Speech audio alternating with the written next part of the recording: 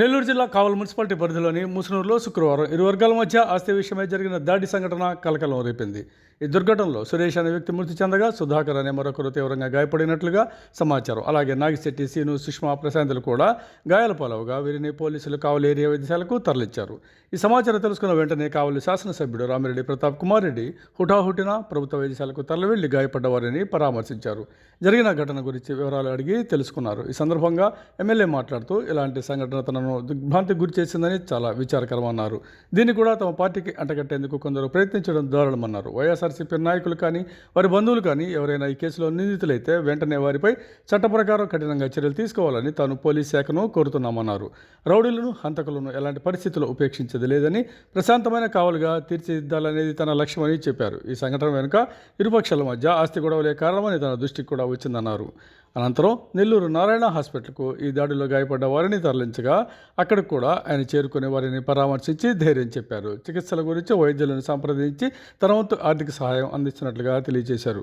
కావలికి చెందిన మండలి కృష్ణారావు, అందే కోటేశ్వరరావు, సుంకే మాల్యాద్రి, తిరుమల శెట్టి మహేష్, పందిటి కామరాజు, కుందుర్తి శ్రీనివాసులు, ఈతమొక్కల చంద్రశేఖర్ రెడ్డి తదితరులు ఎమ్మెల్యేతో పాటు ఉన్నారు.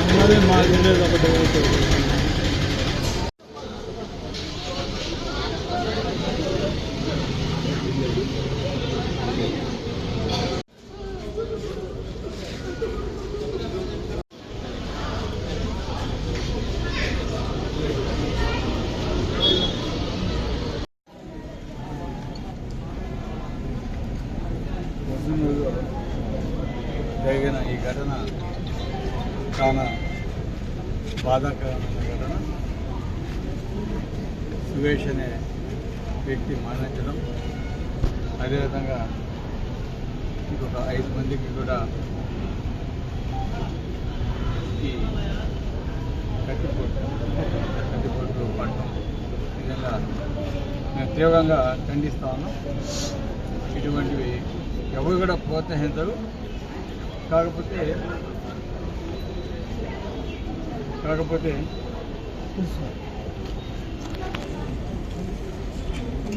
గతంలో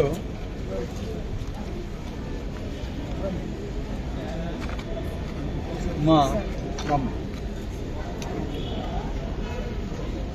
వైఎస్ఆర్సీపీకి సంబంధించి 34వ వార్డు ఇన్ఛార్జ్ శ్రీనివాసు రెడ్డి వాళ్ళ సోదరుడు సుబ్బారెడ్డి అనే వ్యక్తి కొంతమంది వద్ద అమౌంట్స్ తీసుకున్నారని గతంలో ఒక 2-3 కూడా నాకు కూడా కంప్లైంట్ చేస్తున్నారు.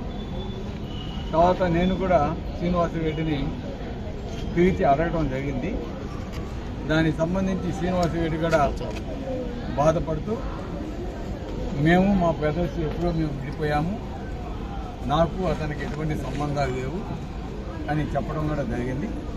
ఆ తర్వాత సుబ్బారెడ్డి అనే వ్యక్తి అతని మీద కొంతమంది కేసు కూడా ఆయన డబ్బులు ఇవ్వాలని పెట్టడం జరిగింది. అదేవిధంగా గతంలో నా వద్దకు ఈ సురేష్ అనే వ్యక్తి కూడా నా వద్దకు వచ్చి ఈ విధంగా నాకు అమౌంట్ ఇవ్వగా నేను ఆ ఇంట్లో ఉంటున్నాను కూడా నాకు కూడా చెప్పడం జరిగింది.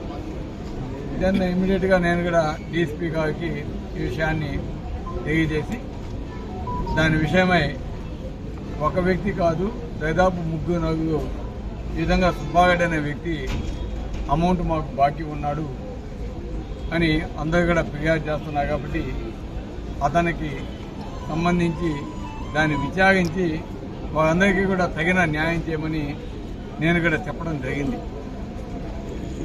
ఆ తర్వాత ఒకరోజు మళ్ళా మేము డీఎస్పీ గారిని కూడా అడిగాము.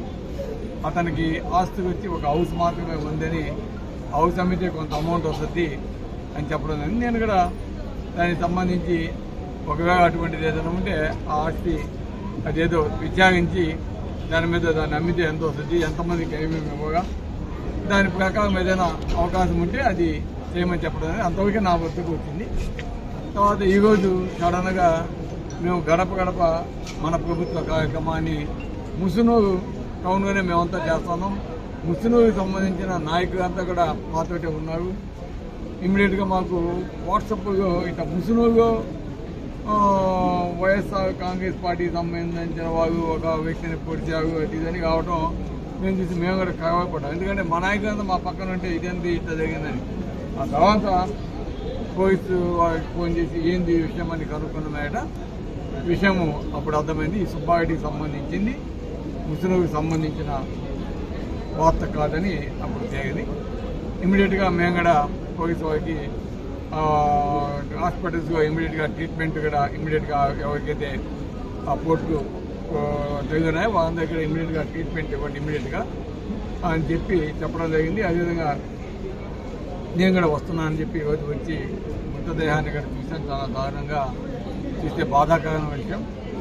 అతను మరణం అయితే చాలా బాధేస్తుంది.